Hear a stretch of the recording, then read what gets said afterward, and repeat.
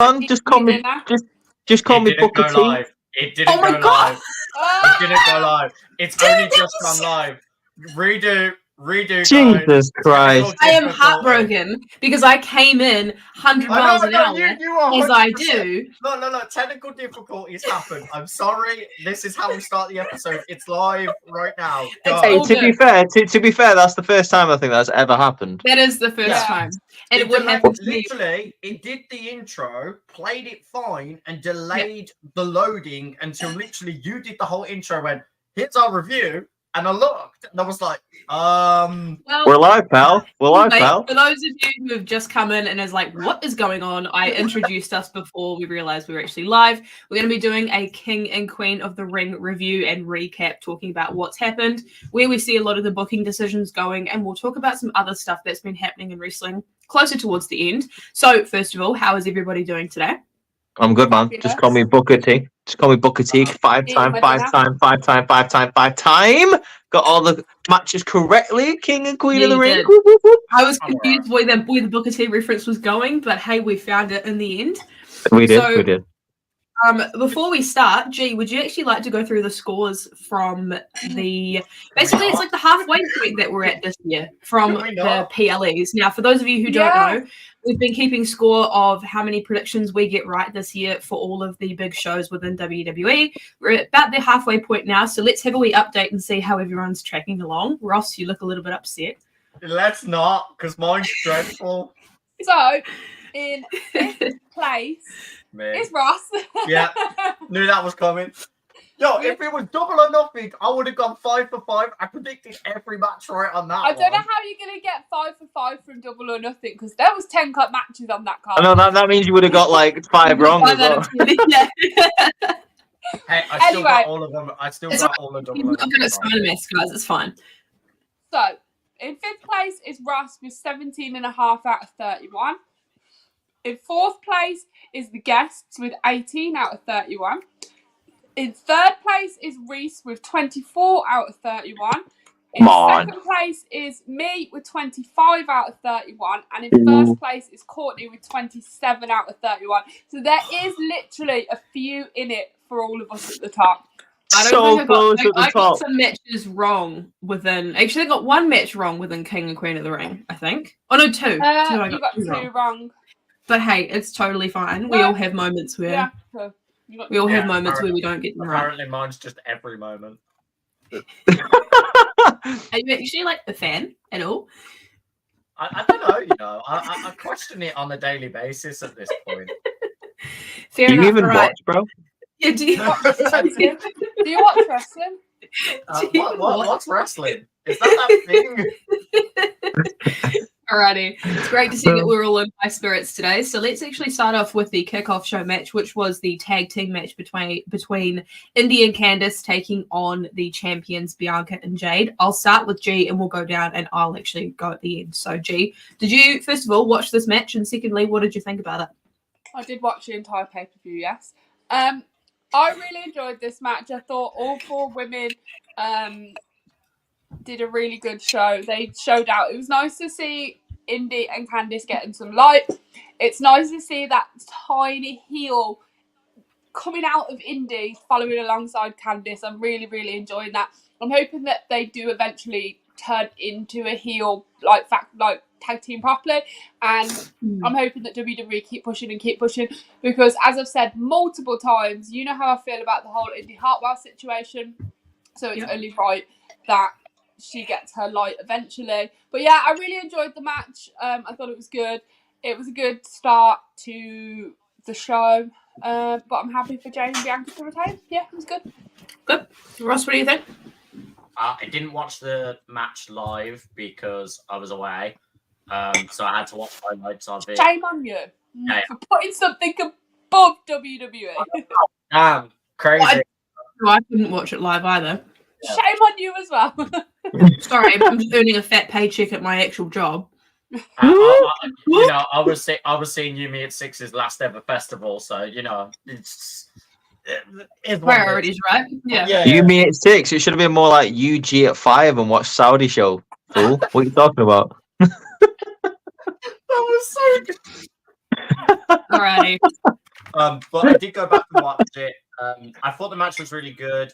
Very much on the same side of G. I liked finally seeing that Indy had that moment where she snapped. We've had like multiple times where she's like, I'm in an ahhing, do I do it? Do I not? I've got to help Candice. And like Candice being a lot more of the aggressor, I like where this could lead because we could see a very much sharper Indy in the ring going forward. Yeah. It was a given that Jade and Bianca weren't going to lose their first defense. Just obvious. Just obvious. Yeah. I like their backstage promo they did after. Of being like, look, this is a shout out to anyone who wants to step up, come and get it. Challenge. Like, yeah, they basically put it as like an open challenge of anyone from any brand. So I wouldn't be surprised if some of the NXT girls go, look, I'm gonna call you out then. If it's an open challenge, I think with how Shawn Michaels is cooking at the moment, the chance for NXT we'll talk about that later. Yeah, we will. But I'm just saying, the way Shawn Michaels has been, I don't see NXT being pushed aside for these tag title opportunities to go against Jade and Bianca. No. Shawn Michaels fully has his like throat on the necks of us wrestling fans. Like, it's insane. We it's will like get into that. Yeah, I will get into that when we get into it. But Reese, did you watch the kickoff show match and what do you think of it? I managed to catch like halfway through of it. It was a good match for what I've seen.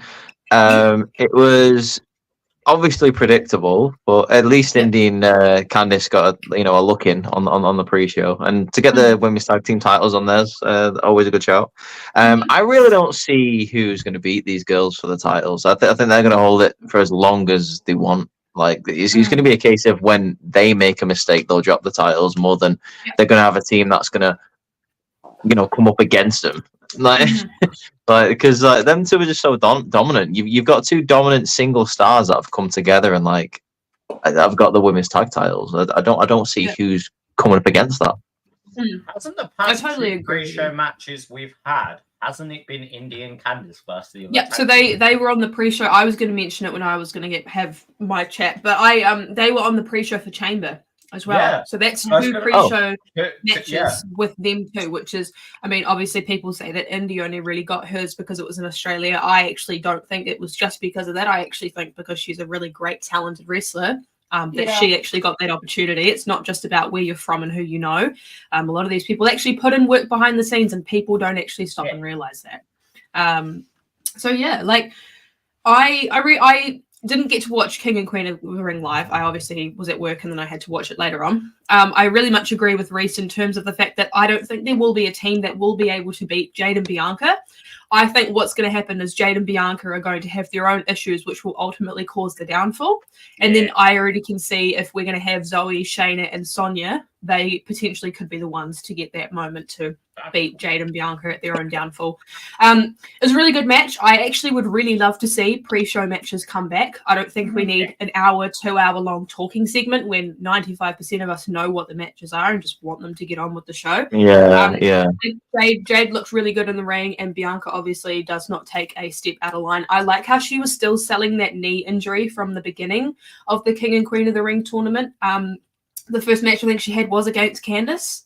So Candice hurt her knee. So she's been playing with that in terms of selling it for the last couple of weeks, which I really like that attention to detail as well too.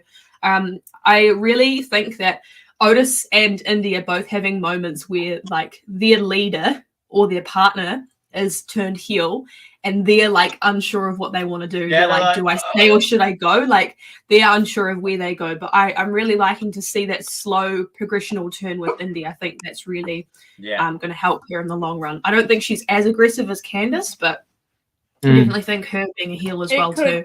She could turn aggressive in time though. Yeah, absolutely. And she was when she was originally in the Way, because the Way were all heels, to be fair. And even then, Indy was like, cool, I'll just beat up people because you're going to underestimate me. So and then we're seeing Ciampa as well to get a little bit frustrated with, being super, gracious and nice and kind about everything. I think he's going to turn on Johnny on that, personally. I don't think it's going to be the group turn. I'm not ready for that again. I'm not ready for that. I don't want to go on a tangent here, by the way, right? I want to just say something. Like I was thinking about this about Ciampa today, right? Am I the only one who thinks Project Champa should be his finishing move instead of Fairy Tale Ending? Yes, I've been saying this. It looks so much more effective. It looks so much better. Yeah, it looks way better. It looks way better. He literally throws him in the air for a flying like backstabber. It looks horrible. Yeah, it's so dirty. And I know something's going down with Ciampa if he pulls that out of the bag. Exactly. Yeah. And it's right. Do we have any more thoughts on the kickoff show match? Anything before we jump into the main card? No, not really. Alrighty, sweet. So we're going to start off with the match that actually started off the show. Now, it was for the Women's World Championship. So we had Liv Morgan taking on Becky Lynch for the title. And we now have a new Women's Champion. Would anybody like to go first, or are we just going to go in the same order that we normally go in? I'll go first. I don't mind going first. All right, Reese, what do you think? I thought this was great. For the past couple of weeks on this podcast, I've been saying that I wasn't interested in Liv Morgan for a long time until we saw the whole thing going on with Dom. Now I was invested after that. I think this is the logical next step. Give Liv Morgan the championship. She said she's on a revenge tour. A revenge tour means nothing if she doesn't win anything, and it invalidates the character, which makes her even more hard to watch on TV. I know people don't like the position that she's in, but if she's given nothing and she can't work with anything, so it makes one side of the rivalry just like absolutely pointless. So give her the championship, have her do things with the Judgment Day that she is doing. Damian Priest has even noticed it. Like, he even called out JD McDonough on Monday saying, "Are you talking to Liv as well? Like how many people are talking to Liv?" I would quite like Rhea Ripley to, be behind it, like, getting the Judgment Day to talk to Liv Morgan. So it was like she was orchestrating the whole thing like we've seen on Raw. But I think I was happy that this happened. I mean, in hindsight is a beautiful thing. We understand now why it happened. Like, Becky's taking a bit of an absence away from WWE. So to give Liv Morgan the championship not only takes it off Becky, so we don't have a Bret Hart situation, but we have a progression of a storyline that will probably lead into like SummerSlam or even further on. So I'm happy about it. I know other people aren't. Ross, would you like to go next? I hate it. It's the worst booking decision they could have done. I know Becky's getting her time off because of the stuff, but you could have done literally the Bret situation that was meant to happen before the Montreal screw job of him just vacating it. Becky could be like, "Look, I'm going to take some time off. I've defended the title," and then have an actual ladder match or a tournament again to decide the belt. I'm sorry, I don't care for the belt being on Liv. Again, she said, "I'm going to take everything from you." This feud does not need the belt. The belt was the most minor thing to Rhea. The most major thing you take away from her, you just did family. With him not actually even meant to do it. Dom doing it was more the bigger catalyst in that story. The belt was null and void to that happen. It could have been still happened that Dom did that, and then Becky still got the cheap shot to win. But the fact of the damage was already done, that Dom assisted Liv is how I see it. And then look what happened on Raw. We've now got the storyline of, "Oh, I'm now the champion. I'm now gonna kiss Dom." Like, can Liv Morgan stop getting romantic plot lines as part of her gimmicks? And don't start saying, "Oh, this is the first one I can remember of time." Sorry, do I need to bring up the Lana? Do I need to bring up the Bobby Lashley? But the Lana one was hot. To you! It was pretty hot. It was pretty hot. Okay, to certain fans, they enjoyed that one. But my point is, it annoys me that part of Liv's feud now have to be romanticized. I don't, because they started doing that with the Rhea thing back when it was Liv brutality. They tried to make them come across like they're more like than lesbian lovers or whatever. They're like, this star-crossed lesbian lovers. It's like, stop. Like, so just let Liv build, not put romance to build it. I mean, you say like the championship wasn't the most important thing to Rhea. I disagree. Like, every time she come out on microphone, she said she was the head of that division because Mami's always on top. Like, but I understand the fact that like you don't want romantic storylines with Liv. I don't think that's like the forefront of the story. I think she's not having a romantic relationship with Dom. She's doing it to like take it To get away under from Rhea's Rhea. skin. Yeah. Like, she has no interest in Dom, but she knows that Rhea does. Well, from So that kiss, we can see that Dom had no interest in Liv. Yeah. No, it looked like he kissed back a little. Oh, did he? Yeah. Hey. Right. So Dirty what I'm Dom. trying to We say ain't here- home. We ain't homewreckers here. He ain't What called I'm Dirty trying Dom to for say- no reason. All right, Ross, what are you saying? Dom and Rhea's was always implied. They never had to Mhm. kiss. They never had to be this lovey-dovey. It was Yeah. always implied, and it was there. You could have Mhm. easily done the same with Liv. You didn't have to go the dramatic side of it of I'm going to on-screen kiss. Is just my Yeah. takeaway from it because I feel it devalues the mind games that the story could tell. And You went on a go on. They went on a date. What do you mean it was implied? They went on a date and Rhea paid. Yeah, but what I meant is they never on-screen kissed, or they never meant like they crossed the barrier or made it way too intimate. It was always They like, never they made it an acted- official thing, being yeah, like, they "Oh, Dom and acted Rhea like are a together." relationship. Yeah. They went on dates. They called each other mommy and all of that, but they never made it. I'm going to on-screen make out with you. I'm going to make this big deal of it. And this is where my frustration came out because for Liv, once again, this whole revenge tour. Once you focus on one person, you can't call it a tour. It's a gig because it's one person. You need to focus. If your revenge is going to pick everyone and dissect everyone, then make it all about that. Her taking the belt, I get what you're saying about her on the mummy, on top of the division. But who helped her be the top of the division? Who gave her the opportunities behind the ref's back, put her foot on the ropes, make the ref distracted? All of Judgment Day. Liv's process should have been focus all the Judgment members, take them out one by one, then go for the belt before Rhea returns to then make the feud between Rhea and Liv. Because now Liv is going to have fodder, and it's not her fault. It's going to be the booking's fault again, but everyone is going to sour on her like her first championship run because the booking was dreadful for her and she didn't feel like a champion because the people they put her against, you legitimately felt, wow, they could easily beat Liv. And when Liv won, you were like, okay, cool, underdog story. But how many times can we run that? And they kept running it till we were done with her. I don't want that for her again. This is, look, I'm actually being more pro-Liv of I'd rather the booking, they waited for her to have the belt instead of give it her now. Yeah. Is where my argument comes from in this. Yeah, and that's the thing is you can voice your displeasure at something and offer up a solution at the same time too. You can be like, I don't like the way this is being done. This is how I would book it. This is how it makes sense to me. Yeah. And people are going to start calling Liv a mid-carder and that. My whole caption underneath saying Liv didn't deserve it is me actually saying Liv didn't deserve the pressure of getting that belt then and there and having to carry the belt to the finish line of that race. Because at the end of the day, that's all people are going to be interested. But look what's happening right now. A perfect example of how people are slowly souring on long drawn-out things. Uncle Howdy, look how long that's been taking. I have seen so many people now start saying they are getting bored of the QRs. They are getting bored of the mystery and the constant waiting. You can't... but they're also the same people that on their Twitter, you see them dissecting it.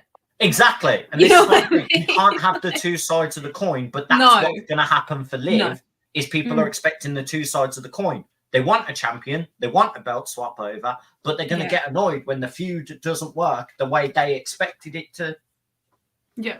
And that's my takeaway. I just think, right champion, wrong time. I would have made Liv lose and then come back later, and I would have had Becky just relinquish the title and then have a couple of fodder feuds of the belt, so then Liv gets it to go to Rhea. I see that. G, what were your thoughts? Obviously, I wasn't thrilled about the situation. I don't know. I don't care. All right, okay. Me a very in-depth explanation. Jeez, I didn't care. But that's the thing is sometimes storylines can connect with people and sometimes you don't have that connection. And that's absolutely fine. There's no rule book within wrestling to say that you need to connect with every storyline you need to like. You know what I mean? Like us as individuals, if we all liked everything in wrestling would be very plain, very boring because there's nobody with a different opinion to push the agenda to say, actually, why are we doing it this way? How about we do it this way? How about we push this person? How about we do this and this? And that's how obviously we end up coming out with these different things. I'm just going to never argue if that was the case. No, exactly. And that's the thing is you guys have different opinions and that's absolutely fine. And there's nothing wrong with having an opinion on wrestling. Like for me personally, was I super thrilled about the outcome of the match? Absolutely not. Am I going to just wait and see what happens? Yes. That's what I was going to say. Am I excited with what's been going on with Liv and how everything gets romanticized? No, because I don't like feeling like a woman on TV has to be shown as, oh, she has a love interest to be legitimate, whereas somebody who can just go out there and show, hey, this is why I'm a good wrestler, this is my intentions with my revenge tour, this is what I'm going to do, that's different to me. I think for me, the easiest way to sum it up is I just have never connected with Liv Morgan and I don't think I ever will. And that's absolutely fine. But a lot of people on the internet don't like that I have that opinion and that's okay. Like, you know, it is what it is. But it's your opinion at the end of the day. If you don't connect with the wrestler, you don't connect with the wrestler. No. Regardless of what everybody else thinks. I absolutely cannot stand AJ Styles. And I get so much shit for it, but I cannot stand the guy. And that's the thing is sometimes there might just be something within somebody you don't connect with, whether they don't have the promo ability, the in-ring work, the charisma, that kind of thing. Like it is what it is. I personally think that, you know, people were really pushing for Liv Morgan to win that title in the Battle Royale. I don't think that was the right decision. I think Becky winning it at the time was the right decision. I don't really think that the feud between Rhea and Liv is really warranting of a title. I think we've been saying this time and time again that not all women's feuds need the belt. And I think this is past the point of the belt now. I don't think the belt has anything to do with it. I don't think Liv has needed to prove herself as a champion. I think she's just needed to prove herself as a credible threat to go up against the previous champion. Does that? I think the fact that Rhea's main focus when she comes back is going to be the championship, and I think that the fact that Liv is also got a main focus of Rhea, I think that's why the title's in the conversation. Like I think this time it makes sense. I think it does make sense. The issue we have is we don't know how long Rhea's going to be out for. Exactly. So how long now are they going to drag out Liv Morgan being a champion, sour it, and then Rhea comes back and nobody's interested? But the thing is, as soon as Rhea comes back, she's going to be a babyface. She's left as a tweener, and all the stuff that's happening with the Judgment Day and happening with Dom and Liv is just absolutely ruining everything that Rhea loves. Rhea's going to come back and she's going to get the ultimate pop because she's going to be a babyface now because people want Rhea on top. Here's my thing. I think what's going to happen here is I think Liv is going to infiltrate the Judgment Day, regardless of whether it's Rhea's idea or not. I do think she's going to pull away Dom, JD, and Finn away from Damien because I feel like by SummerSlam, I think Damien's going to be a face. I think that maybe that when Rhea comes back, that aligns perfectly because I would like Rhea and Damien to stay friends, and then maybe it's them two that go after the Judgment Day. Like, you know, they've kind of been like sort of exiled from the Judgment Day, and Liv is the Rhea in the Judgment Day, and obviously the rest of us sided with her because like she's kind of got them under a little finger, like, you know. Yeah, I get she's that. a new mommy. I don't really know how to explain it without I'm not super thrilled about it, but I'm happy to just kind of see where it goes. I personally, the potential's there. The potential is there. Obviously, a lot of us are having this worried interest in it because, as you guys rightfully said, being Becky fans and having Becky have that chance of getting the belt again, you knew it was in at least good hands because you know Becky can handle the championship. Yeah, and can I also just say quickly, me and G are fully aware that she was only probably going to be a transitional champion, and we were both fine with that. We said that. Clip. We said she's going to be. Like if Becky wins, she'll be a transitional champion, and we don't have a problem with that. Yeah, it's not the transitional sad. champion side. Yeah. It's not the transitional champion side. It's like, as we said, the worry is Liv got soured on very quickly with the first championship, and Yeah. this has the same potential to get soured so Yeah. quickly unless Yeah. they keep engaging with this Judgment Day where she starts slowly dragging them Yeah. away and that. But then she's not going to be defending the belt. No. She's not going to be having feuds, which No. is Yeah. one thing fans literally cry about is, Mm. oh, you're a champion, but you don't defend. I think she's got a feud right there, heading into the Clash. Well, actually, for Clash, you got Lyra Valkyria right there. Yeah, I think she's gonna that's an obvious one. Like Yeah, that's that's my one, take as on I it said too. to you. For me, that's kind of a fodder, and it's an obvious fodder Yeah. because you've got that situation has been made. But Mm. after Lyra, she hasn't really got anyone. Like, who's Nia- next? Nia's That's focus is creative gonna be on- job. That's creative jobs to have someone ready for Liv once she's done with Lyra. You've got about Yeah. 7 or 8 weeks. Like, And do that's- it. But you my, pick a but my worry champion, is it's who like- did he bring credible? Like that's Yeah. what my worry is. Who is credible enough to step up to this scenario? Because Mm. as I've been saying, I'll admit I'm quite harsh on this gimmick, but you keep calling it a tour when you've only focused on one human Yeah. being. Yeah. Like you can't call it a tour. A tour is multiple No. places. I think Yeah. it's more of a case of she is going around like taking different things away. Like, I'm taking this, I'm going here and taking this, I'm doing this Yeah. and that. And They by the need way, to someone take the after opportunities Lyra,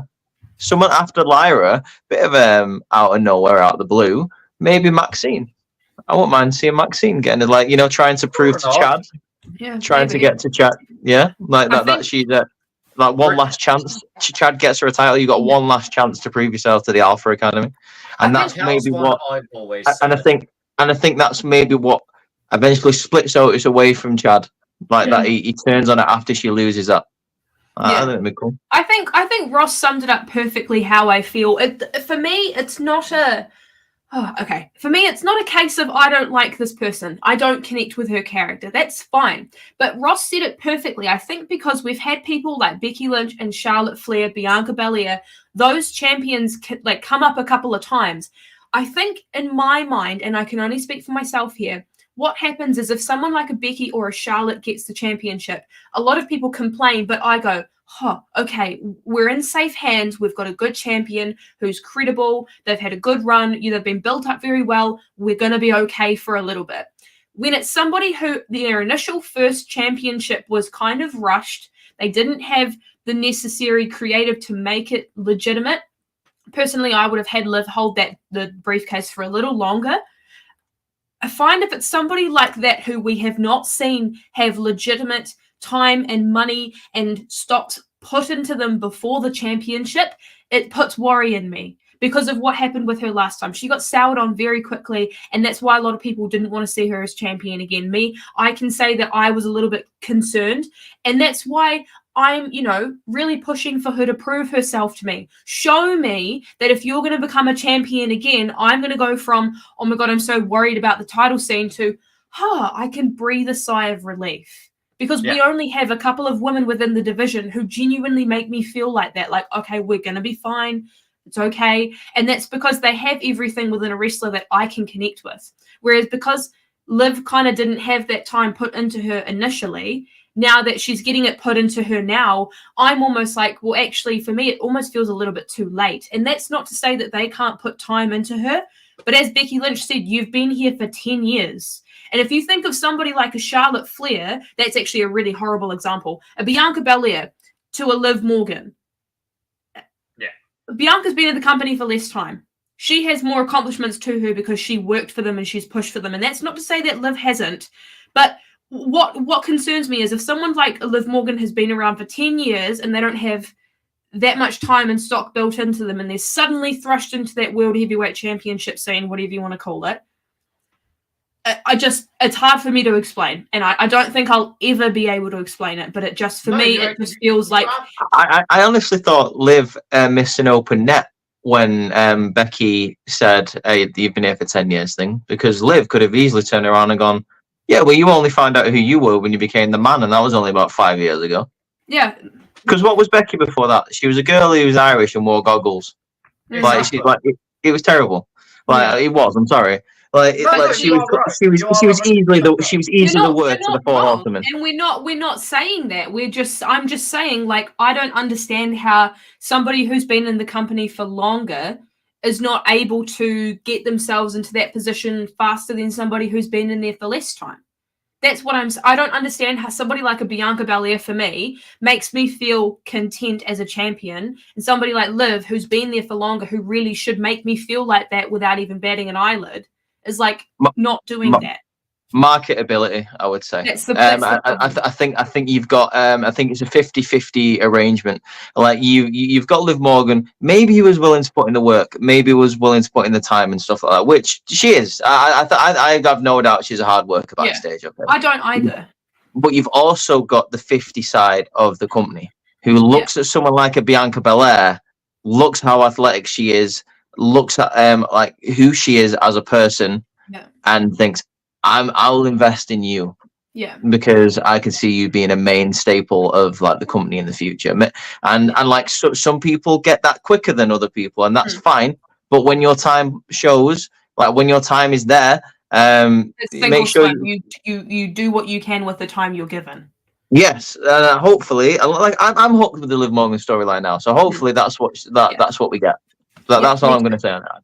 One more thing I'm just going to say about Liv Morgan before we move on, because we've been talking about this for a very long time. I'm just not a fan of wrestlers who, online or in person by themselves, have to overly sexualize themselves to show me how legitimate they are. I would rather you just show me your in-ring work. And I feel like she, unfortunately, is a victim of that on the internet, and that's why I don't think she resonates with me very well. And like I say, that's just a me thing. I don't really like having to. No, I agree with you. It's as I said, it's why I struggle. It's why I struggle with Natalia's booking at the current moment, is because that's a lot of what Natalia now does on Twitter, and I'm like, you are arguably one of the most like veteran women in the ring that still get the chance to. Like, you don't need to do that to show me how multiple great you times. are. Yeah. Just show me how sick you are. Throw a good promo together. Just speak about your family past. Put yourself over, and you'll get booked more. You don't Hang on a minute though. We can't ignore the elephant in the room. Rhea Ripley is over sexualized on the internet. Yeah, I was. I'm not. Arguably, let me finish. Arguably, that is how she got her popularity and her push. Because like she's great. She's fantastic. She's always been fantastic, even when she was getting buried by Charlotte when she came up to the main roster. But it was when she started to really embrace this whole "Mammy, I'm the Dom, I'm always on top" gimmick that she kind of got the push, and that's when Edge. I feel like Edge started to see the potential in Rhea. That's when she came into the Judgment Day. So it's a double-edged sword. But for me, she also had everything else to like, if she wasn't being sexualized on the internet, to me, she would have been pushed as a star anyway, based on everything else she brings to the company. That's the difference for me. I agree, but I think it helps that she was accepted by the male demographic more because of like how she's portrayed and how she kind of embraced it. She took what would how do I say? She took what would kind of would have been inappropriate if she didn't like it, and embraced it. And embraced it and leaned into it, which sometimes is what you need to do. You need to tap into it and like take that what people are saying about you and use it and go, yeah, I am Mammy. What are you gonna do about it? I'm gonna be the world champion. Yeah, This is what I was gonna say. That's when you know your audience and you know your gimmick. When your gimmick is there, you grab it, you run with it. I feel like certain characters at the moment, Natalia is one, Tegan Knox is another one. Saying Liv Morgan, I feel like they're in this in-between moment of we've kind of got a character, but we don't know how to fully capture it and push to the audience straight away. Like Chelsea Green is a huge one that was just mentioned in the comments. Chelsea Green knows she's this Karen, knows she's this beautiful, attractive woman, but knows she has this voice that can scream at people. And she instantly picked on that and went, I'm batshit crazy. Let me post about it. And that's what, like, stuff like that, where you just embrace what you're given as a character and make it so it is so in your face. Is such a dying art in wrestling that people need to pick up more. I would argue something. Sorry, go on. No, I was just going to finish up the conversation, but if you've got something else to add, we'll quickly get that in. Oh, okay, I was going to add something more clever. There's something that maybe we haven't even realised in terms of the revenge tour. Like, I think it's kind of maybe like a bit of a point with Miss that maybe Rhea not only is taking the championship, not only is working on the Judgment Day, but Liv has also looked at that and thought, I've seen what your fans see in you, like your popularity because of what you did to get there. I'm going to take your fans away from you because they think the same about me. So I could easily take your spot. Like, so I'm taking your dom-dom, I'm taking your title, I'm taking your fans, and I'm taking your Judgment Day. Like, I think that's something that maybe we need to think about. Because I get that vibe. I totally get that vibe. She's dressing a little bit darker. She's going a little bit more gothy. Like, Liv Morgan is taking everything that Rhea likes and loves. It's that imposter syndrome coming out. And I definitely think that this is like wrestling gimmicks and kind of how they contribute to the world of wrestling. I definitely think that is a full conversation that we should definitely have on the podcast at some point in time. I'm just very conscious of time. So let's jump into the next match, which actually was a triple threat for the Intercontinental Championship. Now we had Sami Zayn, who is the champion and is still the champion, and he defended the title up against Chad Gable and Big Bronson Reed. Who would like to start this one off? I can start if you want, because I don't really have much to say about this. Oh, go on, Ross. Okay. Yeah, go for it. Yeah, go, Ross. Arguably, for me, this was probably one of the most stacked matches of the night. I think it was so underrated for what it did. For a mid-card belt, they made it feel like such a main event style.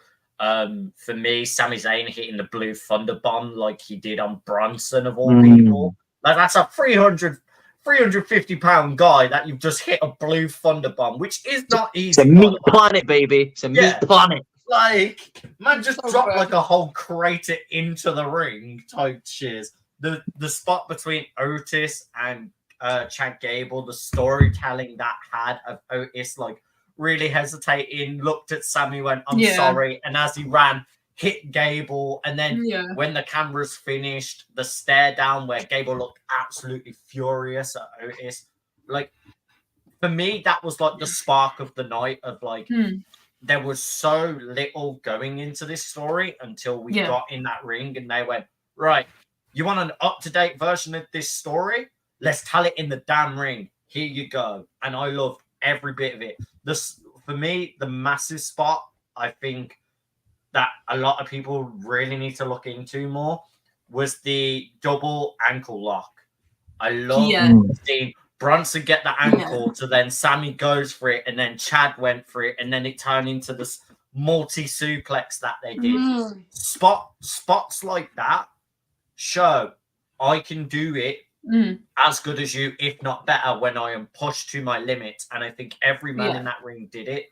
Yes, I had a biased pick, and this was one of my predictions. My biased won and made me lose in Bronson Reed, because I think Bronson Reed is arguably going to be one of the best heavyweight division wrestlers we're going to get in WWE in the next few years. I reckon give it a year and he'll easily be a mid-card for sure. Because he's just so talented, and they're just sleeping on the opportunity that this guy has.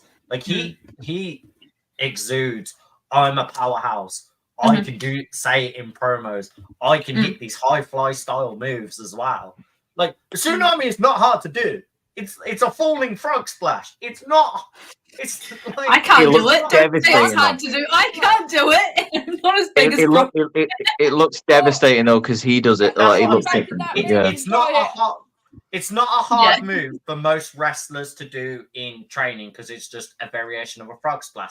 But when he does it, you look like you are going to be doomed. It's the same level of Nia hitting her move. We'll get into that. You are in pain. Has anyone checked on Lyra? Yeah, she's okay. She's good. Yeah, she's fine. She's flying with the birds up or something. I don't know. Yeah, she was have you ever seen that episode of Family Guy where?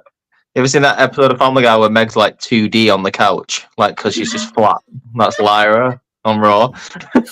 Yeah. But this match, like I could talk about it for ages. I genuinely love so many spots, so much highlight of it, and the storytelling was perfect for me. For me, match of the night. And Mhm. even though I had a biased pick of Bronson, I think winner valid enough. I mean, Sammy is going to be this underdog guy. I don't really know who's next for Sammy though. I would like to see a Ricochet, but Sheamus would also be cool, but I still feel like there's unfinished business between Sheamus and Drew because of Drew bashing him, and I think Sheamus just needs the Intercontinental later on, not like right now. Before Well, Sheamus is going after Ludwig, so he is. Yeah. I love to see it. that's going to be a good match. That I think people are going to sleep on that. I think that's really going to be a great match. I think Ludwig's going to show up and show out on that. Yeah, I agree. Yeah, he's untapped potential for sure. He's Absolutely. so good. Reese, what did you think of the triple threat? I thought it was perfect. I think he delivered exactly what it needed to do. Sami Zayn was not going to lose the IC title here. I think that it would have been too soon for him to lose the championship after beating Gunther. I think it would have really affected the WrestleMania match outcome. Like he beat Gunther and then he's just lost the title so easily. What does that say about Gunther? Yeah. Like, it can't be that hard to beat him then. Yeah. I think it really would have undervalued that WrestleMania moment. Like he climbed a mountain to defeat him. I love the Chad Gable situation with Otis. It really furthered the storyline, and then obviously we saw him Monday Night Raw. It furthered it even more. I love the situation that Chad Gable's got going on with the Alpha Academy. Really showing his acting chops here. Chad is he's so good. He's such a douchebag, and it's amazing. Just to pick up on Ross's point. About Bronson Reed, I agree with what you're saying. It feels like WWE want to push him so badly, and then at the last minute they get cold feet and don't do it. And for the past year, probably like 18 months, I think this has been right person, wrong time for Bronson Reed. I feel like they were doing it when he was going after Theory for the US title, and they didn't want to put the title on him there because they were trying to push Theory, seeing what to do with him in the singles division.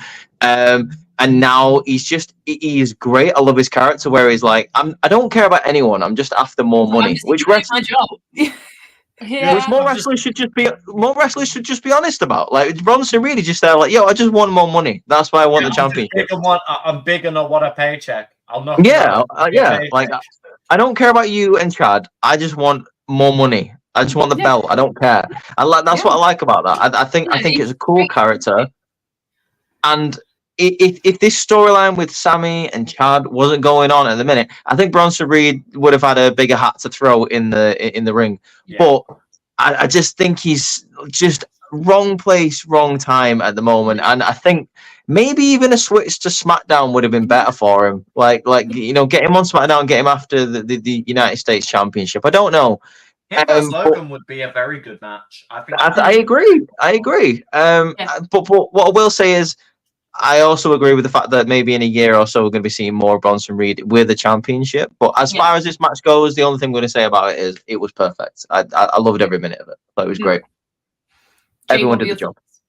Yeah, pretty much what the guys have said. It was a great match. I love the storytelling that's going on with the Alpha Academy. I'm really excited to see where that goes. I really enjoyed the fact that Chad Gable was getting the "You Suck" chants. I was going to mention that. Yeah, that was so good, and it was great. And I really enjoyed it. It was a really good match. Sammy retaining was definitely the right choice. I definitely feel like we're going to get a lot more cooking between Sammy and Chad. I don't feel like this is the end for that. Yeah. And I'm obviously very excited to see where the Alpha Academy stuff goes. But yeah, great match. Really enjoyed it. Yeah. Absolutely. I couldn't agree more. I'm not going to say a whole lot of different from what you guys have. I think the match delivered. It did what it needed to do. All three men did what they needed to do. I think Chad getting the "You Suck" chance was very much like watching Kurt Angle back in the early 2000s. I definitely think that was a really great thing. I think that Saudi crowd really did help with that. Obviously, Sammy wasn't going to be losing the IC title anytime soon, especially after the mountain he had to climb to get through Gunther. And I think with Bronson Reed, like, yes, it is quite disappointing that he's not necessarily been seen as a top guy in the best light. But I think what's happening with WWE at the moment is we are suffering from a lot of people being so good that there's not enough spots for everybody to get that shining moment. And I think that's actually a true reflection on how Triple H wants to run everything, is that everybody is seen as a really great wrestler and has great character work and everything. So everybody is seen as a top star. I do think that we will see some really good things for Bronson Reed in the next year or so. I definitely think if he just, puts his head down, does the work and stays consistent, I think, great things are going to come for him, and I can't wait to see him get his moment on the main roster. I really liked the storytelling aspect from the Alpha Academy standpoint. I do think that we could be seeing more coming from Chad and Sammy maybe at SummerSlam, and I think maybe by that point, Sammy would have helped the entire Alpha Academy betray Chad, and then that's how it becomes a lot more personal, and then that's when we finally get, the blow-off, because we've had a couple of matches between the two of them, and we need to finally have the rubber match between just a single, Sammy and Chad. So I think that will happen eventually. But yeah, I really enjoyed this match. I think it was a really great pickup match after the women's match and really set us up for the King and Queen of the Ring finals for sure. Agreed. Nice. Right. Speaking of the finals, let's jump into the women's final for the Queen of the Ring, where we had Lyra Valkyria taking on Nia Jax. Now, Nia Jax is our new Queen of the Ring. Yay! Jay, would you like to start? Acknowledge her. Yay! Yeah, acknowledge her. I am obviously very happy for Nia. So I've got to point this out. So I made a TikTok straight after Nia won saying how happy I was for her and how excited I was for her. And the comments on that video were absolutely appalling. Like, people were ripping into her. She's vile, she's horrible, she doesn't deserve this. And I'm just like, what planet are you living on? Because I'm not being funny, but she's better than Liv Morgan right now. Let's be honest. I agree. I'm not lying to you. That is a hot take. People will dig and dig and dig and dig and dig. They can go back and find the video of where she returned and I said I wasn't happy and I wasn't excited. But she's proved herself since then. Yeah. Since that moment where I said I wasn't excited for her returning at the Rumble, she has outshone herself and she is doing some of the best work she's done in her entire career. And I'm very, very happy and I'm very, very excited for her. And one thing that's awesome about wrestling is if, like, say, for example, somebody like Nia Jax comes back and you're like, oh, I wasn't necessarily thrilled on that. But to see the progression of her from then to now and to see that you've gone ahead and said, actually, I really enjoy her work, that shows that that wrestler has connected with you. It's resonated. They've done their job because they've converted somebody who wasn't necessarily a fan to now you being like, I'm actually so happy that she won that. And like, Russ will vouch for me because when Nia was in WWE before she left, I was very, very angry with her because I believed she was the reason CJ Perry left WWE. So obviously I was never very much of a Nia fan at that point, but she has proved herself and I am a Nia fan now and I love her and I'm so happy for her. Match was top point. Lyra showed out and showed on as well. Great, like, upcoming match for Lyra because obviously she'd just come up. Her outfit, her costume, it was stunning. It was cool. Really cool. Yeah, both girls outshone themselves and I'm just very happy for Nia. Very happy. Yeah, really, I think she really deserved it as well. Yeah. Reece, do you want to go next? Yeah, sure, I'll go next. I think the right person won this. A lot of people were sad that Lyra Valkyria didn't, but I think there is such thing, and it happens a lot of things happening too soon. Lyra Valkyria has literally just come up to the main roster. Don't be so quick to put her in the main event. There's no need for that. Because obviously if she won that, she would have been in the main event of SummerSlam for the title. I think it's way too soon. Don't be so quick to push Lyra Valkyria to the top of the card. With Nia, I've been on the Nia train for a long time. You guys know. I've been singing her praises. I think I've been singing her praises longer than everyone on this podcast. Even in November, I was really impressed. You were driving the Nia Express train. You were going choo-choo. Honestly, man, that was like Braun Strowman when he runs around the ring. Like honestly, no, seriously, I thought this was a way to reward her with the good work that she's been able to do ever since she's come back. She's it's visibly noticeable that she is massively improved in the ring. She's a lot better on the microphone. Her aura is even better in my opinion. Like she is actually comes across as like a powerful force in the women's division, and I think it's the sensible and logical step to putting her in the main event with Bailey. And I would even say maybe beat Bailey. Like I know that's we won't go that far. I know that's my yummy mommy. Okay, so that's hard for me to say, but I think that Nia really is the right choice. I think this whole run that she's been on has been great, and it was getting to the point where she was going for championships and she wasn't getting anything. And how far can you go with that until people stop taking her seriously? And if you're not going to put a title on her right now, give her Queen of the Ring, because why not? It makes her look legit. It makes her look like, you know, in the fans' eyes, a threat to the main event and the women's division. So yeah, I thought this served its purpose. I think it was great, and I loved the little emotional bit at the end when she had with Triple H. I thought that was really nice. It was very wholesome. I loved the that. best bit was when she was on the mic and she was like, "None of you are happy for me. None of you." I know, it's so good because no one was. I'm happy for you. I know. I literally no. I was sat there like I am. Yeah, me too. I love you, Queen. Ross, what were your thoughts on this match? So, as the advocate of the Nia hate train that I was for so many years, because of the Kairi Sane situations, the CJ Perry situations, I hate, like, I don't like using the word hate. Hate is a very strong word. You used it like 4 times. I really don't like you. Very good. Very good.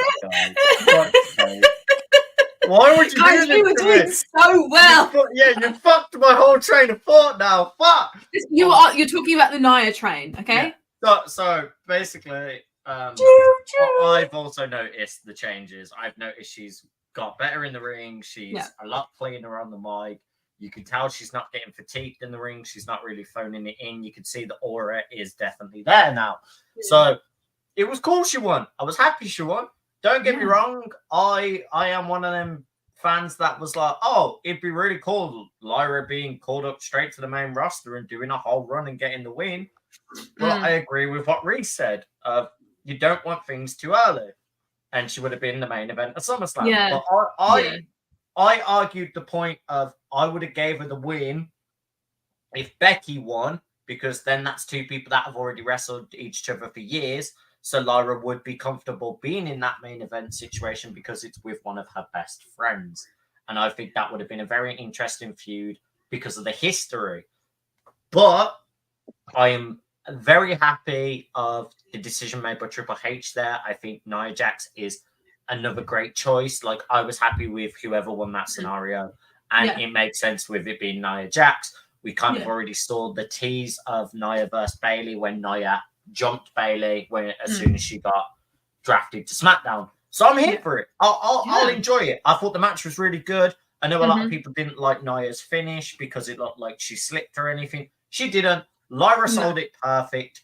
Lyra actually purposely moved into it more to make the impact look worse than it normally does. And Lyra sold it like, my ribs are broken. Like, Lyra knows how to sell. That is one of Lyra's best things. She did. She killed it.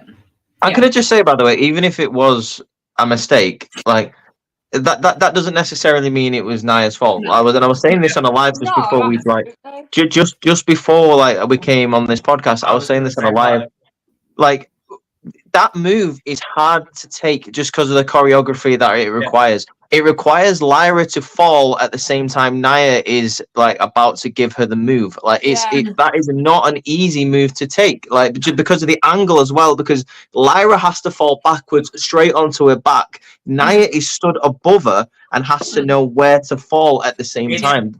It's basically a back bump mixed with literally a backwards moonsault without you salting. You have to like jump as they fall. and it's Yeah. not easy Yeah. to do at all. It could have very easily looked, number one, terrible, and number two, like, a lot worse. Yeah. Yeah. So, Lyra relining herself up as she was falling for Nia to then hit it, being like, "Oh, I'm sorry, I'm delayed," and missed the hit, actually made it look more devastating because Lyra knew, oh, that's going to look bad if it doesn't hit me. Let me re-get up to try and catch her again. To be like, oh, I slipped this time, but I'm going to get you. Like, it made actual human body reaction sense of. It made Lyra look like a beast, by the way. I'm just going to say, sorry to interrupt. Yeah. It made Lyra look like a beast as well. It took that to take her down finally. Yeah, exactly. Yeah. That's what I'm trying to say. Is like her instinct in that moment was, oh, the selling of this move is not going well. The move is not being executed. My logic is, let me run up to look like I'm going to recapture her again, like most wrestlers would as a counter, and then sell it 10 times worse than the first one. And it made sense. It made it look flush. I don't get why people are saying it was a mistake, because that finish looked the way it did on purpose. Yeah, but that's the thing. Sense. That's the thing with the IWC that I really am not a huge fan of, is people who don't do wrestling, who have never trained, who know nothing about it other than sitting and watching on their TVs, pinpointing every single thing that they think is wrong, which they wouldn't actually even know how to correct it if they were in the position anyway.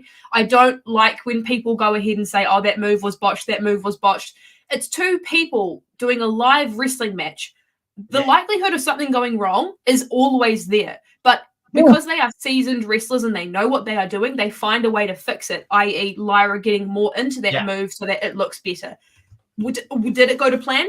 We don't fucking know. You know why? Because we're not wrestlers. Ross obviously is learning and he's training, and that's amazing. But I don't know. I've got no right to critique anything to do with a match because I don't know how to do it.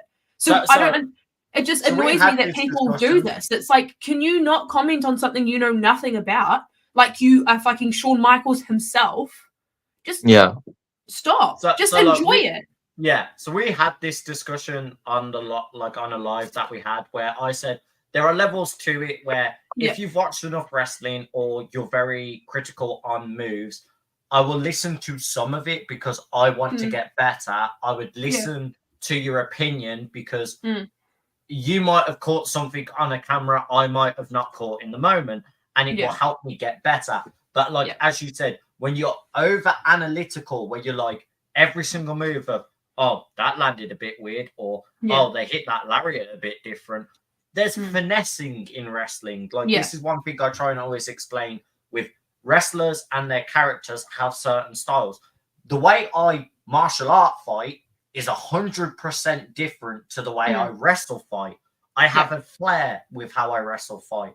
I over-exaggerate some of the strikes I'm hitting you with to look like I'm bludgeoning you. Whereas if I was doing it a martial art style, I'm going quick and as clean as possible to know I'm doing the most damage.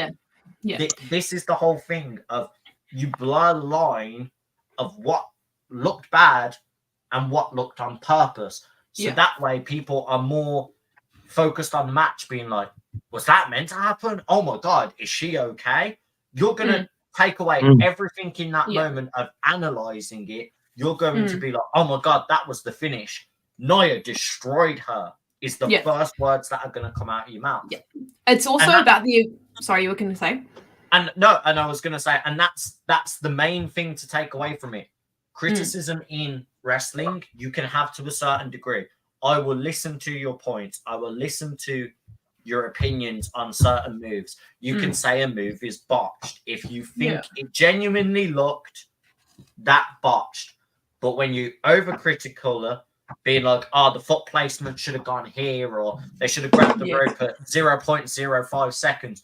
You don't know that unless you got in the ring and did it yourself. I'm not being funny though. Like your first reaction shouldn't be, oh, stupid bitch. Like things like it should be like, oh God, I hope she's all right. Literally, that was the first thing I said to G when I saw that spot. I was like, okay, you saw it live. Did the ref check Lyra was good? Was Lyra okay? Because when I saw the clip, I was like, Jesus, that could have gone really bad. But then watching it back enough, I'm like, oh no, the wrestler side of me picked up how she sold it better. I think it's also about the ability to adapt to when something happens and it doesn't go to plan. It's okay. How do we quickly fix this? Yeah. Because if they had just stood there and gone, oh no, then you also would have had people going, oh, they fucked that up. They did this. They didn't even try and fix it. Blah blah. So it's like you're never ever going to make everybody happy with something. And obviously the way that these wrestlers work in terms of how they are trained is if something doesn't go right, you just try and cover it with something else, and that's absolutely fine. We've got that in the Gunther match that we can go into as well. Yeah, which we're literally about to jump into. About. I think both ladies did a fantastic job. I think Nia winning was the right call. I'm super thrilled that she is now Queen of the Ring. I think Lyra, as Reese had said, in terms of, you don't want to push her too soon. You don't want to burn her out on the main roster too quickly, because if she's going to, be like the next Becky Lynch, she needs to have that longevity within the main roster. So giving her everything too quickly is just going to burn her out for a lot of fans. Nia just pulls off the role of just being a bitch so well, and I fucking love it. I love it. I cannot it's one of those. She's one of those characters where it's like you can't wait for her to just get punched in the face. You're like, you deserve it.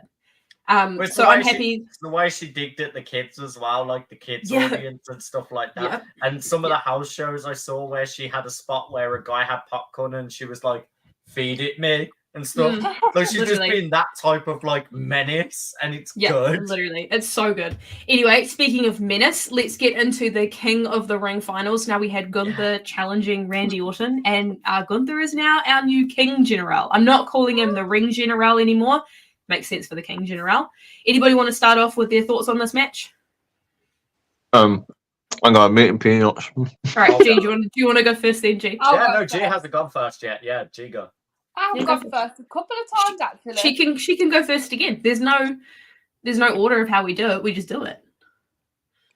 Was I happy for Gunther? Yes. Was I happy with how the end of the match was executed? Absolutely not. His shoulders were up. Was not down. That shoulder was not down. His shoulder was up. Right. Yeah, I was thinking, did I miss something? And then I remembered about the shoulder. I was like, what do you mean did you miss something? How did you miss that? No, I didn't. I was thinking about what I thought did someone get injured? I was like, wait, what? But regardless, obviously we can be a bit pissed about the whole ending situation, how it was badly executed. But regardless, we all voted for Gunther. Gunther won, so we're obviously happy for Gunther. Both guys put on an amazing match, as they always do anyway. Great match, great outcome, kind of. But Right, Ross, you next. Oh shit, my bad. I don't even know what my table bloodline prediction went up in smoke, literally. Before the actual tournament. Hang on, let me just get Montez and Angelo because they want the smoke. Yeah. Oh yeah, true. They need it after the the fire burns of my predictions up in smoke. Do you know what their real names are in real life? I'm sorry. Can I just interrupt? Do you know what their real names are? He's brilliant. It's unbelievable. The Street Profits. I know Taz. Montez is Taz. No, it's not. No, it's Kenneth. He's real. Listen to this. Montez Ford's name is Kenneth Coleman. Angelo Dawkins. No, it's Crawford, isn't it? Oh, Crawford. Sorry, yeah. And Angelo Dawkins is Gary Gordon. Wow. Oh, that's mad. KK and GG. Yeah. Yeah. But for me, the match was really cool. I was really happy with Gunther winning. Obviously, I'm a big Gunther guy, but I really, really was banking on this shock Tamatonga winning and getting this. Oh my god, the bloodline, new bloodlines already creeping in on Cody's territory and stuff. I just saw a lot of storyline potentials coming from Tama winning, but I'm fine. I can get over it. Tama's going to have a bright future regardless, even though people are already souring on him and hating on him and saying the new bloodline's mediocre. Okay, good for you people. I'll still enjoy Tamatonga just being his weird self and going, It's like yeah. that reminds me of this video that went viral a couple of years ago of this like Australian couple, and it's the old guy, and he's talking to the news reporter about how the dog came running over the fence, and he's like, they came bounding over. literally Tamatanga to a T. That's the first thing I thought of when I saw that video. I knew the exact one you're on about as soon as you said the Australian one. Really awesome You should edit the audio over Tamatonga training, and then instead of letting the old guy go and you went, hey, you should like cut the audio and let Tamatonga just go, yeah. I literally had that in my head. That's why I did that brainwave just then. Do it. Oh, but yeah, like for me, the match was really good. Obviously, same as G. I think the finish was a bit fucking ridiculous. Ref, like you could put someone's head in between the gap that Randy's shoulder and the mat had. Like I could have laid down flat underneath. Yeah. I could have freaking baseball slide drop kick in between and would have got a fucking clean slide through. Like, let's just put it that way. But I also want to take a moment to say there was a slip up that also happened in Gunther's match when he got to the top rope and went to do his splash. His foot got caught on the second rope, and he still picked himself back up, landed the splash mid-moment. So, still looked amazing. Can be done. So, by the way, when mistakes happen, people can correct them. Look at what Gunther did. He's a big guy as well. For him to like still hit that move, that could have been bad, but like really, really, really bad. By the way, I just want to say about the match. I promise you, I don't have like a TARDIS or a time machine because I predicted exactly what would happen on SmackDown and then on in the match as well. Right, well, I guess we don't need your thoughts on the match then. We can move along. Okay. Honestly, I did it on SmackDown. I was like, I think Kevin Owens is going to come out and interrupt and cost Tamatonga. That's what's going to happen. And then, like, I thought it was a great match. I like to think myself as like a bit of a glass half full kind of person as well, because the match ended with a bit of a botch, but this opens the door for when Gunther is the world champion, which he eventually will be. Yeah. For Randy Orton to have a bit of a gripe. You never beat me. You never beat me. So I want a shot at that title. Yeah. I like that. So, it definitely puts towards future storytelling. Yeah, Randy gets drafted to Raw. You never beat me, bitch. That'd be cool. I would enjoy that.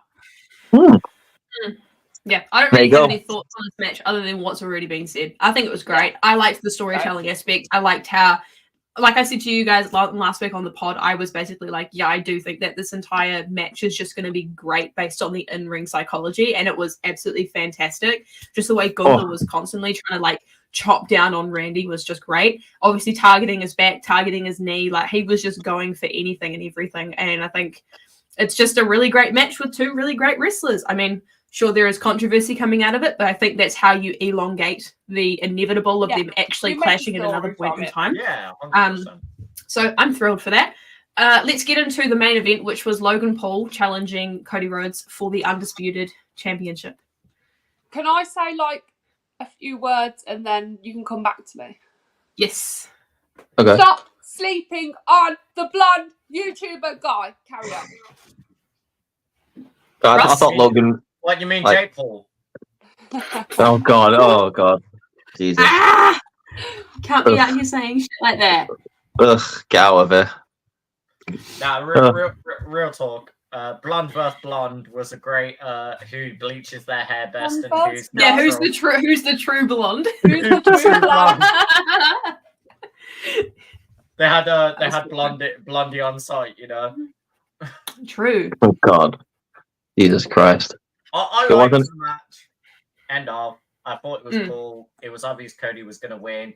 Yeah. I'm glad they got rid of the stipulation of title versus title. I know Cody wants I'm so thrilled. This Grand Slam. Cody, when you lose, you know, Universal, then go do your US, whatever. Yeah, do it later. Do it later.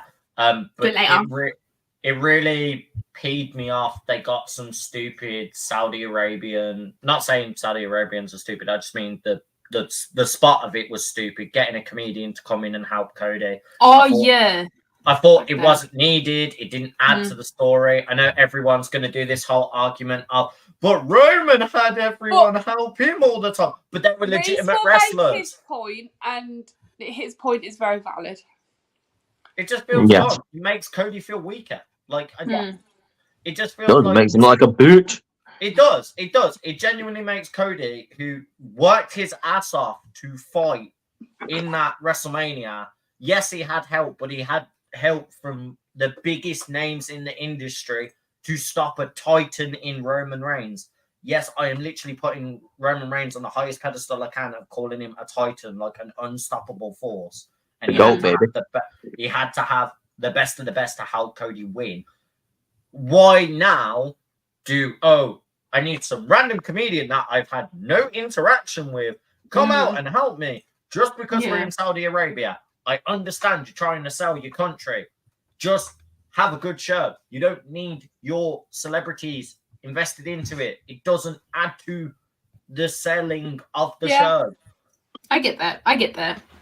It was one of those things. It was one of those matches that it wasn't really need. Like, you could have had that part before the IC title match. I don't think it was really needed for the main event. Like, Cody versus AJ. Perfect. Didn't need anyone helping. Cody legitimately won by going toe-to-toe. Logan and Cody's felt like it was going to be like that until we started seeing Logan's friends, the Brass Knuckles, then some random comedian. It's like, we didn't need all the shenanigans. Logan's legitimized himself as a wrestler. Yeah. Let him show himself as a wrestler. But I get being a heel. With the I just want to say something, by the way. Logan didn't get help from anybody. The only thing that happened was he gave him the brass knucks. That's it.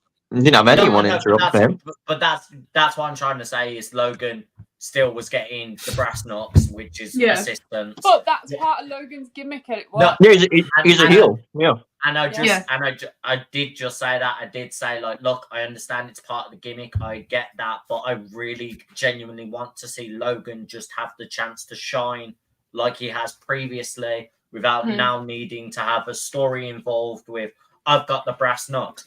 Look at how sick the freaking Logan versus Ricochet feud was without the brass knucks being involved.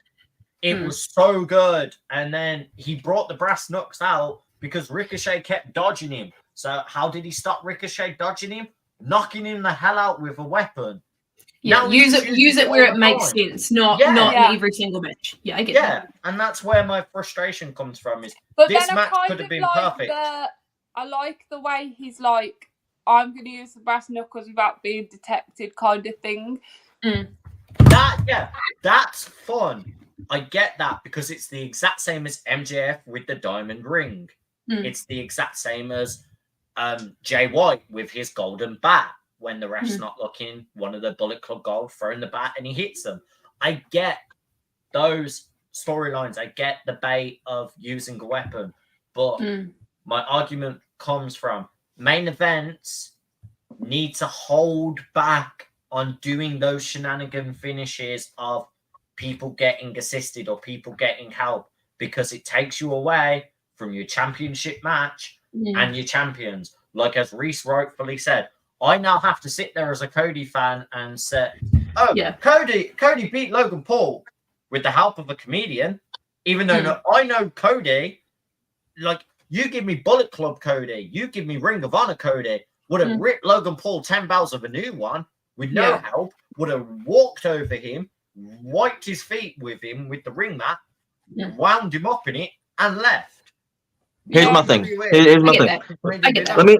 Let me expand on the video that I made. Okay. So here's the thing. There's a massive difference between a heel taking the advantage of a referee not seeing something or like using shortcuts to do something than a face doing it. Logan, his whole thing was, I don't have the brass knucks. Aha, yes I do. And everyone's like, oh, you dick. And it's like, yes, that's the reaction you're supposed to give Logan. Right. Okay. Cody would have looked great if he'd have overcome all of that to beat Logan. If no one had got involved on Cody's behalf, he would have looked great. I would have given him his flowers. But then he had to have help 2 out of the 3 title defenses, he's had to have help. I'll let him off for the WrestleMania because he was outnumbered about fucking 25-1. Yeah. Okay. Yeah. I'll let him off. But you're going against a guy who you said you was going to teach a lesson because he didn't belong in this industry, who didn't belong in the WWE, who didn't know what his place was without the brass knuckles, right? Called him a poser without the brass knuckles. Yeah, right. You're going against the guy, and let's be honest, Cody got battered for the whole match. Even before the brass knucks came out, Logan was battering him. He was working on the ribs. He was really knocking him down. I love the segment. Logan shined in this match. Even the bit with Michael Cole where he's like, "What did you say to me?" And he went to go like knock out Michael Cole, but like Corey stopped him. Yeah. In the video, I said this match did everything for Logan and nothing for Cody. If anything, it damaged Cody for me because I mean I'm not a fan of Cody. I'm not, but now. I care less about Cody's title run because of this match. Like I want at this point, I wanted Logan to beat him. I thought the ending was stupid. You've got yes, he hit him with the brass knuckles, and it's like, oh, you weren't asked when Roman Reigns was interfering. It was like, yes, because it was supposed to. That was the story. His story was he had a family around him. He had a bloodline to protect. Like the fact that he was bringing in the money for the family, he was the head of the table. That was the point. It was supposed to annoy you.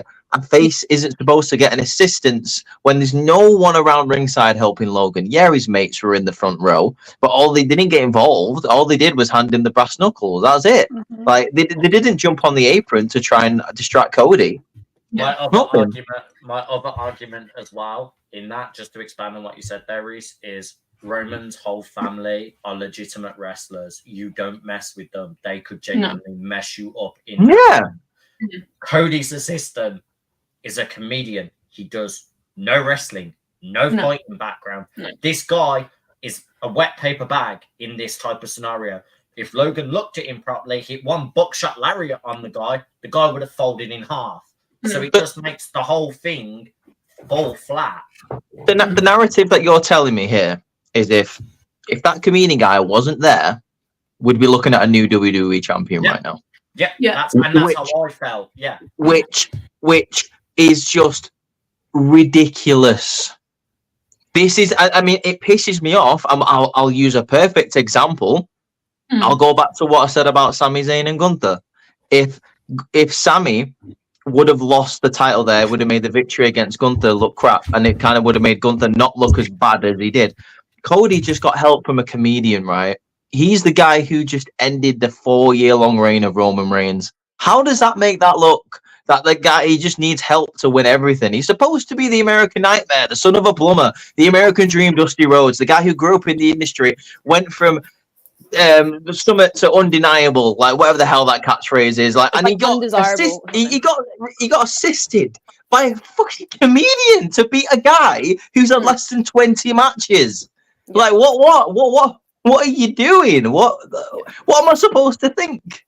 Is that going to win over Cody fans? No. Is it going to win over people that aren't fans of Cody? Hell no. No, definitely not. Sorry, right over. I don't really have any thoughts on this match. Sorry, I'm just getting my stuff ready because I could be gone in like 20 minutes. But I have no thoughts on this match. I think the 360-degree angle that Logan got, that's sick. I like how he actually texted Triple H about that and was like, hey, I want to do this at some point in time. And it was cool that they got to make that happen.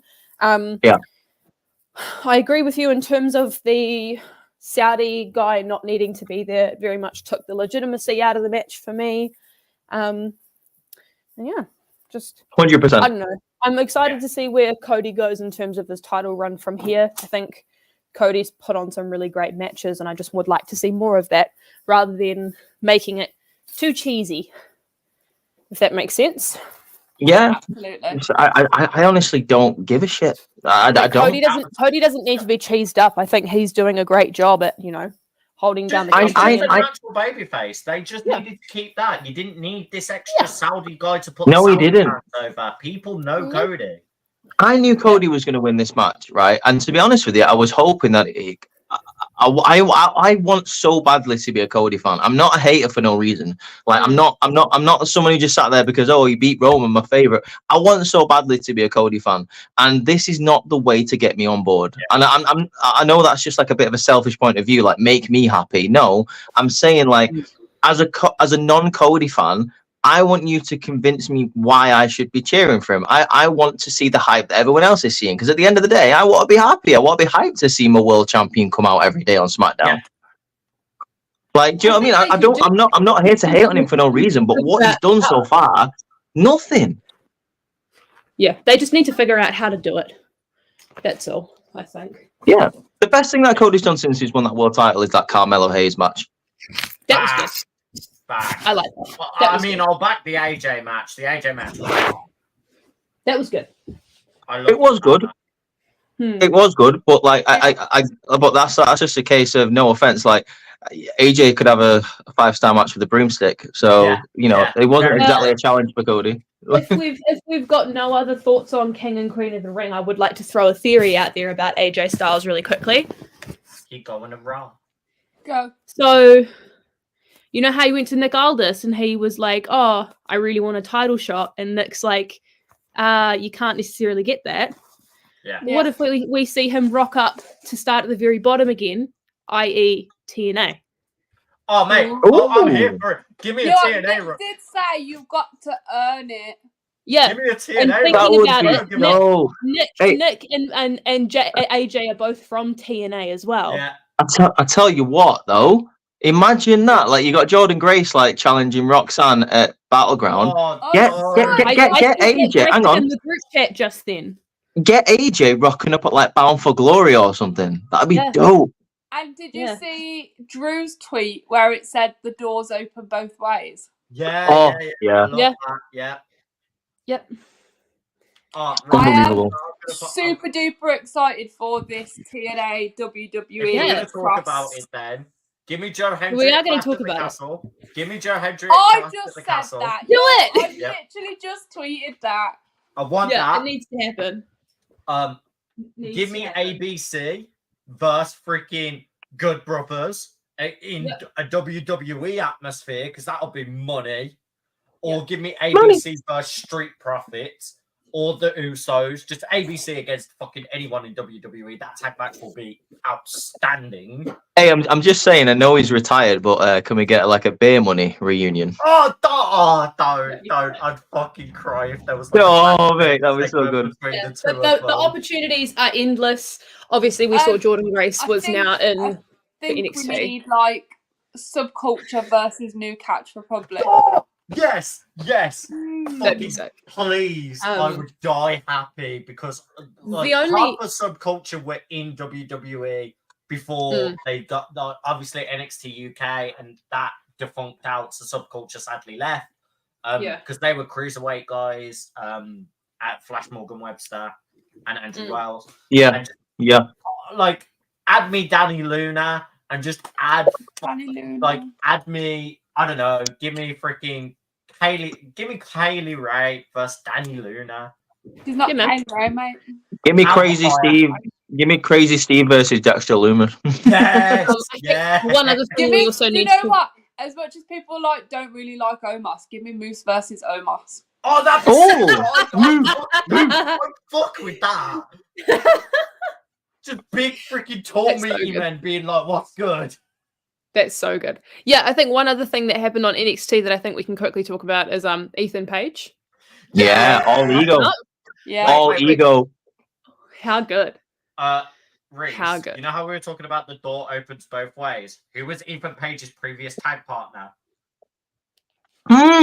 Yeah. Alexander and Ethan Page. Can I also mention something quickly about this whole TNA crossover thing? Jordan Grace has started using the saying "prohibited portal."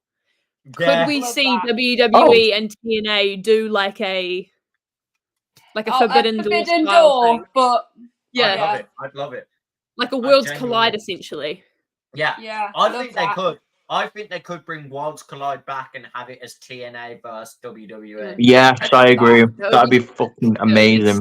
Bro, just give me all of. Oh my god, the X Division. Santi made a video about it. potentials. I think Santi made a YouTube video We about should, it. do, About we who he should would put. defo do a whole episode of booking I was just WWE gonna say versus that. TNA. I think we should do a episode and make a pay-per-view of TNA cross, like a Forbidden Door pay-per-view, but TNA versus WWE. TNA versus WWE. Yeah, I'm down. I'm just saying as well. I'm just saying as well. Like WWE have clearly got a relationship with Noah, so I'm just saying, and also Maritime. Yeah. But no, They can do Marigold. it. Marigold. Hmm. It's called Marigold, sorry. Right. You say I think maritime, we- it's like the fucking ocean. Sorry. So I think we have one more thing to touch on quickly before Courtney leaves us. The Becky Lynch situation. Yeah. I thought he was going to say double or nothing then, but okay, yeah, Becky Lynch. Let's talk about We it. can talk about that another time. We can quickly glance over that after when we finish here. As everybody knows, Becky Lynch's contract is set to expire on the 1st of June. We currently don't have any information of a new contract signing. We've all seen her social media posts, that to be continued and I'm coming home and stuff like that. I don't think she's going to sign. I think she's just going to take a long period of absence and will eventually come to a new contract with WWE. At the end of the day, a few months hiatus.